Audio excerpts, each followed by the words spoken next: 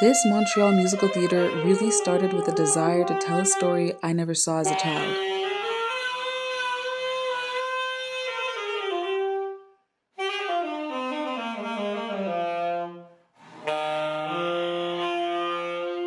A story about a black brother and sister building something together out of nothing. The year 1925. The month January. I will be recounting what I remember of my sister Ella. You won't like it. She's boring. You'd be dumb to stay and watch. She did nothing with her life. Meanwhile, I was great. Hi, my name is Ty Clark. I'm portraying the role of Lewis, and I'm part of Harlem of the North. Hi, my name is Vanessa. I'm playing the role of Mom in the Harlem of the North play for the Fringe Festival. Hi, my name is Manuela. I'm Harlem of the North, and I play Gossiping Girl and Lewis's wife. Hey, my name is Jamie. I play the role of Father in the Harlem of the North production. Hello, my name is Cobra Sandoval. I'm playing Santos' coach in Harlem of the North. Hi, I'm Dodger. I play a flirting boy, minister, announcer, and a few of their ensemble characters in Harlem of the North. Hi, my name is Alexia Maldonado Juarez, and I'm the videographer for Harlem of the North. My name is Vicente Alvarez. I am a production manager for Harlem of the North. It's set in Montreal's Little Burgundy during the 1920s, a time when the jazz scene was loud, the streets were alive, and people were carving out a life despite the odds stacked against them. Not too dissimilar from now. I met Vicente, the production manager at Dawson.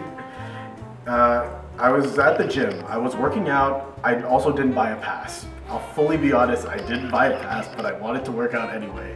And Vicente comes in, he's kicking people out, and he looks at me and he's like, "Do you have a pass?" And I'm like, "No, sorry, I thought the trial was still up, I thought," and I know he knows that I'm lying, right? That's the crazy part. He's like, "You're good, man." And then he sat down with me, he was helping me do some bicep curls, and he was just asking me a little bit about myself.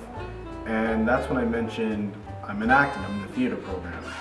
Usually when you tell a teacher that, or anybody about that, you're ready to hear you're an actor, like, what are you doing? But he was just like, "Really? Tell me more about it." And I was like, "Wow, this is awesome." And then he told me that he knows someone who's a playwright, who's putting on a play, and I was like, "Wow, okay, cool." And then we were just updating each other for like many months, it's like 3 months we were talking, right? It was like 3, something like that. And after a while, he told me like, "Listen, the audition's up," and I took the opportunity to do it, and then now I'm here. Let's go, Louis! I'm going to survive! Yeah. Hey! I'm not! You're not supposed to go with it! My character, he's really focusing on generational wealth. He really wants to make sure that his family has money and they're solid, and that even like the kids, like everyone will be rich or well off. And the challenging part about this is you are a black man, 1920s, you grew up in Harlem and now you're in Montreal, and there's not a lot of opportunities for you. So really his journey is protecting his sister at all times, making sure they actually get that money and support their parents. So there's a sentence in there where he was saying that his dad always thought about the present and Lewis is always thinking about the future.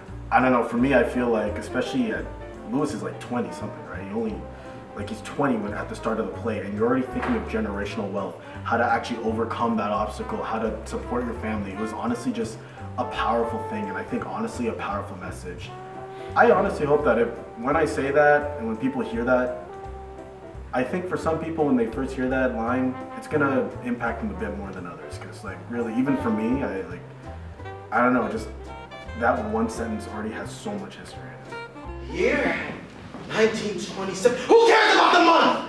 I found Ella a gig in Harlem, New York at an upscale restaurant. After a long voyage, come to find out they don't let black people dine there. Not much different from Montreal.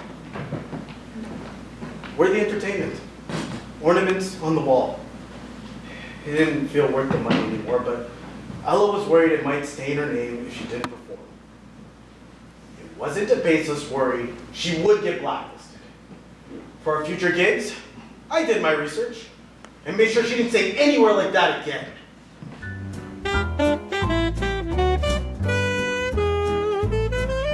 So my name is Vanessa. As I said just now, I'm 42 years old. I'm a mom of 3. I'm a singer-songwriter and now actress. Well, I came to this because I was scrolling on Instagram and I saw the ad and I started reading and I loved the script. So I decided to send a message to Faye and reach out, and she reached out to me. She told me to send a demo, and from that, here I am. I put myself in the shoe of what will a mother do in that situation, particular situation. I have a son who's 18, so I can relate to that, and I also relate to the actress Ella, to the role of Ella, because I'm a singer and it wasn't always easy for me to be accepted as an artist into my family. So I get it. Hello, did I break what I try to say? Did I push too hard, or was I brave? Stolen faith, stolen pride. Now my babies come knocking, tears in their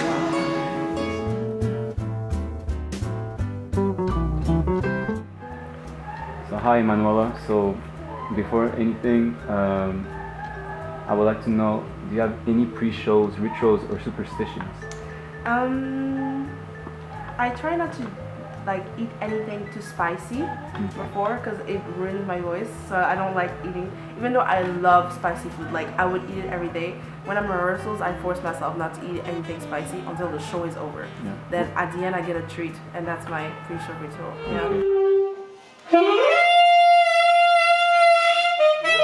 One of the greatest challenges, she's titled, well, the first one is Gossiping Girl. She's titled already pretty negatively.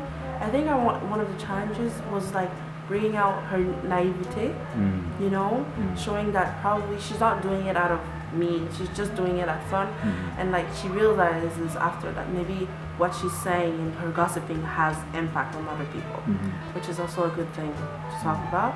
The second one is Lewis's wife. When we did the improv, kind of run through, I noticed, even though I didn't have live, I thought it was really interesting how Lewis's wife was an emotional support throughout the thing.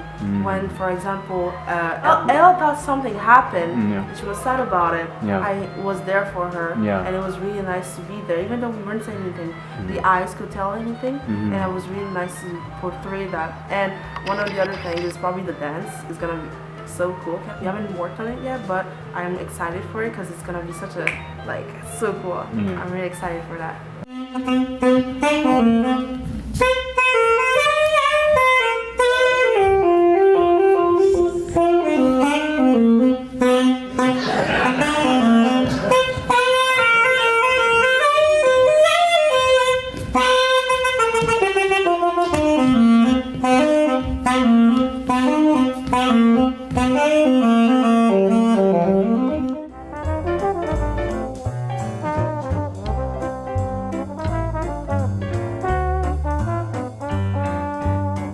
It's funny, I had 2 moments of connection with the script. Initially when I'd seen the casting call on Instagram, which by the time I checked it had already passed. I was like, I'll see it at the Fringe Festival or wherever it plays. And then the second time was when I received an email from Faye inviting me onto the production. Which is truly such a pleasant surprise, just out of nowhere on a random weekend probably.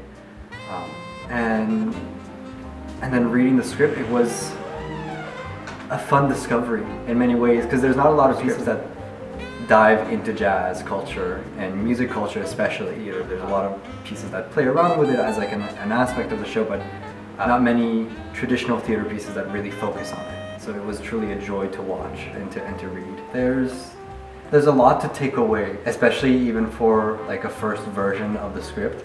Not only jazz culture, but also jazz culture in Montreal specifically. Black culture, Black history, how that's come to be in Montreal as well. And just a bit the joy and the necessity of something as vital and as well known as jazz music. I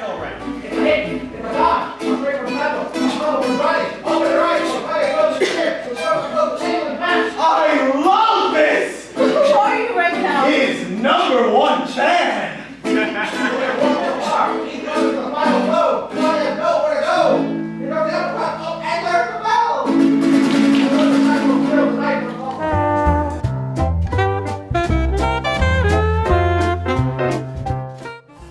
This role, definitely I have to access certain emotions that are not as comfortable for me, but don't come as easy. Okay.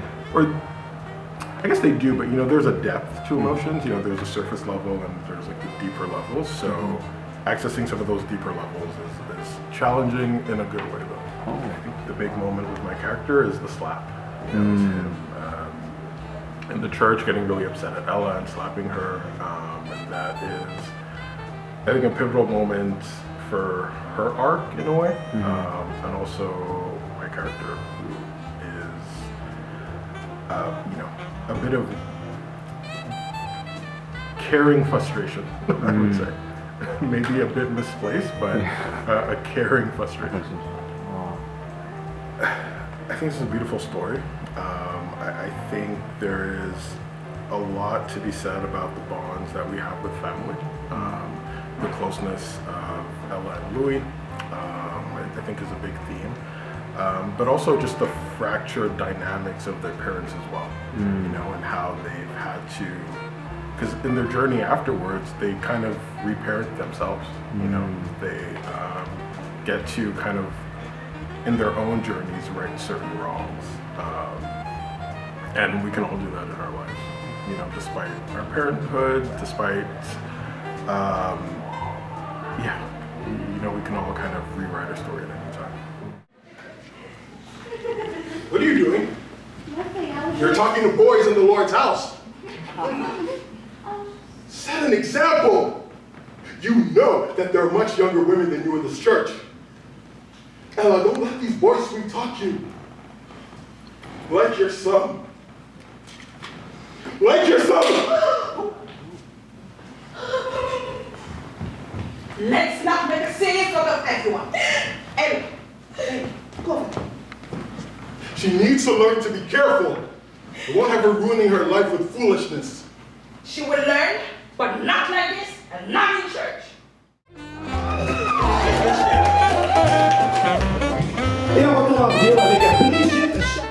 So when I read it,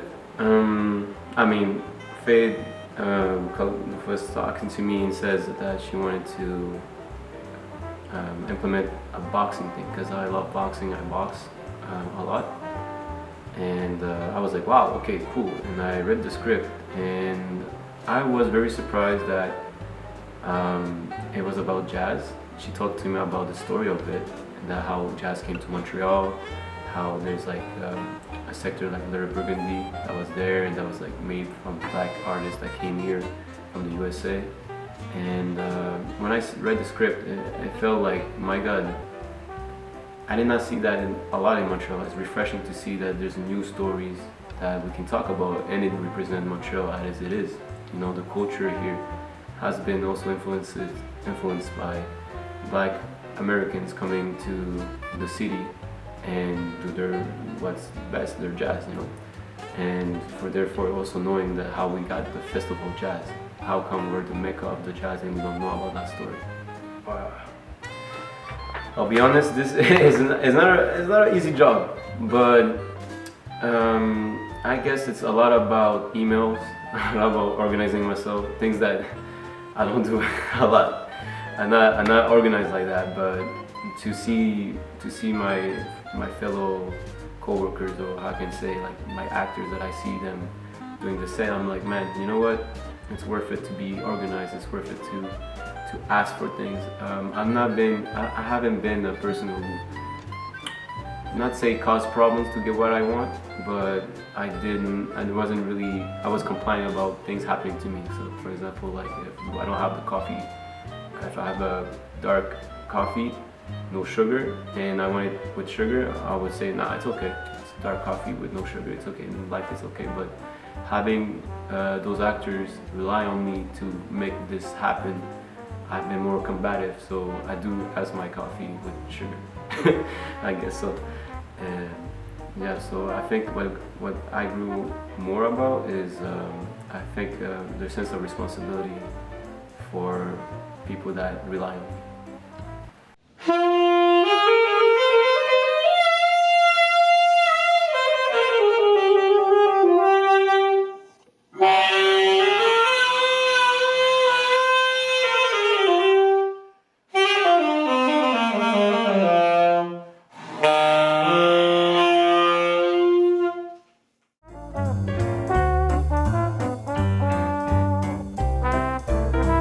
What has been the biggest challenge in bringing your character to life? I think they're all different vocally, which is easy for me to do, but it's the physical stuff that's a little harder, because it's like some of them are a little older, some of them are a little younger, but they all can't move naturally like I would, so it's all about finding the right balance of like, okay, how does the minister move in comparison to the flirting boy? And also, because some of them appear so frequently, one after another, it's like, how do you go in and out of that so quickly and not sacrifice the character too much? Because it's all about suspension of disbelief at the end of the day. Like, if I'm playing 5 different people, but I still look more or less like myself, like it's hard already to differentiate from that as an audience member. So it's all about, like, finding the right balance between those two, the voice and the physicality. Which character was the most challenging? It's the club owner, I think. Because, I mean, well, the announcer, we don't really see him much, but the club owner was hard because it's already a hard voice to do or to sustain after a while, but then having the movement in there and then having to hold during that song, that's fun. That's a fun challenge. Flirting boy like sounds a little like this, and then minister sort of sounds like this, and then the club owner sort of sounds like this. So it's just a few of them. That's a lot of characters. Quite a few. For some reason, maybe not powerful, but I like those opening moments in the church a lot. I think that it really helps to set the foundation with not just the family dynamic, but also like the longing of Ella and like how she sort of wants more out of life, but she's already slowly being restricted from that because of her family, and then her father passing and how that sort of takes an effect on her, and how Louis sort of gets involved with that too. I think those opening moments work really well.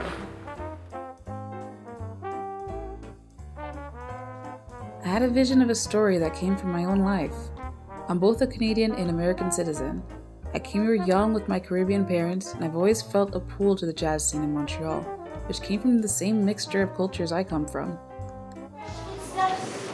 I will leave traces they cannot forget. It's only warm so far. Each part for the final blow. Santos has nowhere to go. This is the most murderous beating man ever taken in the ring. And there's the bell! Montreal! Harlem of the North is my first play, and my first time directing. I feel incredibly lucky that this cast and team believed in the vision. We've been through it, rehearsing late nights, reworking scenes, figuring it out together, and what we've created is something I'm really proud of. Honestly, overall, everyone's really open. Everyone's really open, nobody's closed off. Even when we're working, we're still able to like talk to one another. Sure, sometimes joke around to like, learn, maybe get some feedback. I really like that. And honestly, we all act like a family, which is crazy. Because we're all ages, all from different countries, from different areas, from different field, and being able to share that with them, it helps me a lot. Well, every moment is special because coming to rehearsal is different personalities, different people getting together, to create something. And what I enjoy the most is learning to know each and every one of my castmates. So I would say there's not one particular moment. Every moment is just enjoyable. Definitely very warm and welcoming. It was a lovely surprise to see some familiar faces and to learn that there's also fellow Dawson graduates in the cast. I think that's always fun to see them floating around wherever the production may be, either on the producing side, on the actual performers, or wherever else. It's truly always such a joy. Because I'm surrounded by so many talented people, you know, and I get to see them act, and it's really inspirational just to see other people do it, because it's like I'm watching a movie pretty much all day, and it helps me grow as an artist too, because I'm learning on how they like do it, you know, which I really like the way they do it. Yeah, my first time I was quite impressed. A very talented young cast. Yeah, lots of talent. Everyone seems really like this seems important to everyone. Yeah, no, I'm really honored to be part of this. Honestly, I think it's a really great story, and to get to bring this to life with the cast. For me, every experience with acting, it's like such a joy because I get to, yeah, as I was saying earlier, like, go deep within, and then when it's a collaborative experience, it's like you get to have that shared kind of familiarity.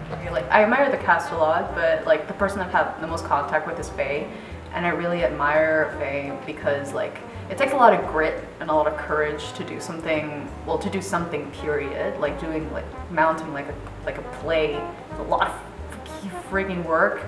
And then like en plus doing something different, doing like a story about jazz, doing a story about like people of color, and like just taking a risk and just going in that direction. It takes a lot of grit and courage, and I admire that greatly. Faye, because Faye, as I saw the script and I saw how she wanted to make a playwright, I saw her start from the beginning, and to make what she's doing right now is incredible. Made me think that there's things that it's not impossible, and I feel at ease when I see her like work, because I'm like, man, if she works and if I have the same work ethic as her, I think anything can be possible, because it's incredible. It's really incredible. The cast, me looking at them, enjoy their work, enjoy a lot of their passion, seeing them being collaborative, doing collaborations between each other, talking to each other. It gives me a big warm heart for me to see them, that they're very passionate, and I, as a production manager, trying to see that everything goes well for their sake, because honestly they do deserve it. Every single one of them deserve that opportunity. That I'm really proud that I got a big group of talent right there. Who do you think is the funniest? One of the members? Who's the funniest in the cast? It's obviously Dondre. Like Dondre. Really? Dondre is so funny. He can do so many voices. Say it. Dondre. Andre's the funniest, without a doubt. Andre or Dondre? Did I say Andre? Yes. My bad, Dondre. You can't laugh already, man. You can't laugh. You can't laugh. So how do you think the audience will receive this play? I think they're gonna like it. It's a really good story. I think it's going to connect with a lot of people. It's hopefully gonna give people a lot of food for thought. You know, a lot of kind of reflecting on their own journeys, their own ambitions, their own path in life. So I hope they'll get a lot of value out of it, but I think they'll enjoy it a lot. I want them to take away the story of Ella, to know that regardless of what people think, if you have a dream, you go for it. I hope audiences take away sort of like the sort of like familial power of this play, because it relies a lot on you know, like a brother and sister bond, like a daughter and mother bond, sort of like, it relies on that. So I'm hoping that the audience will be able to get some like power from that, like know that there are avenues to following your dreams and honoring your family at the same time, that it's not one or the other. So I kind of wish that. I think I want them to know that there's a new wave of POC, people of color, coming to the scene, you know? Like, that we're here, we're not gonna go. I think that in that, we also have a part in theater, we also have a part in musicals, we also have a part in there, and that's really something I want them to take off, you know? And just to know that there's talent everywhere, really. Especially with this play, it's such a well-written play that I'm sure you're gonna be able to get that, you know? How do you think is that right now? It's really important for people to see themselves on TV, especially because it can influences them like from a very small age, you know?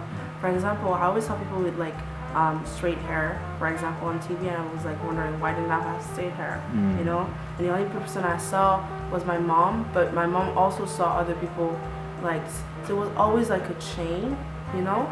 So being able to see people that can represent us is also very important in media, because in real life in Montreal, we're so diverse.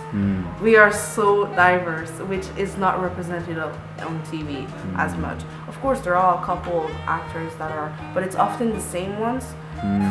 One thing I noticed is like, for example, sometimes people ask me, who's my celebrity look-alike? And I couldn't find one because there's not many, you know? But for example, some of my friends, they can easily find one because they have a ton to choose from. But I haven't found, so I'm gonna become my celebrity look-alike. You are. Yeah, exactly. So we're gonna talk. Yeah, I mean, definitely it's very important. All around representation, as we know, is so important. And getting to see yourself in many different vehicles and many different avenues too. You know, sometimes there is representation, but it can be still limiting what is seen, what is represented. So also it's really great to get to hear stories that are familiar to you. You know, I know this family, you know, like I've grown up around this kind of dynamic, so that like as a viewer also you can release some of that within yourself through these characters. I really hope that people see this theater and not see as that theater as something refreshing, but something that is normal, you know? Having stories from any type of person with any type of background is normal and should be more produced, because I really feel that a lot of people in Montreal don't see themselves in theater, or nonetheless more of media. It's rare for me to go see on the TV and say, oh, you know what, that guy looks like me, or oh, you know what, that thing is, of course you can be like, oh, I can empathize with his situation, but it's not my situation, if you get what I mean. Also, I would like to actually hope that those people, when they take out of this, that they know that Montreal is not surface. There's a lot of deep things that we have that have been there and that have not been resurfaced. So I invite them to also search, get curious, try to seek the facts of history, because it's really important, because sometimes things are erased or forgotten, and I'm very happy that the audience will get to see that. Back. You're a hypocrite, Louis. Selfish, with no class.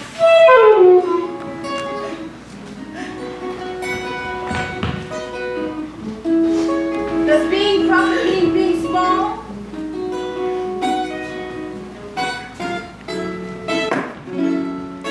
No, Dad. I'm thinking ahead, doing what I gotta do, just like what you came here for. Well, sing. With an empty page,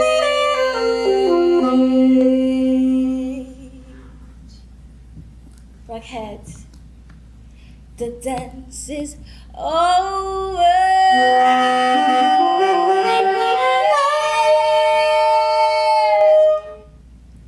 But I'm still here.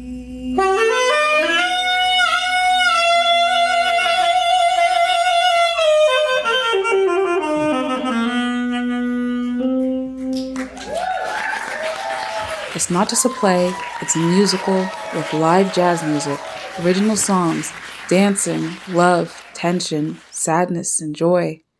It's fun, it's deep, and it's full of rhythm and soul that makes the best of us.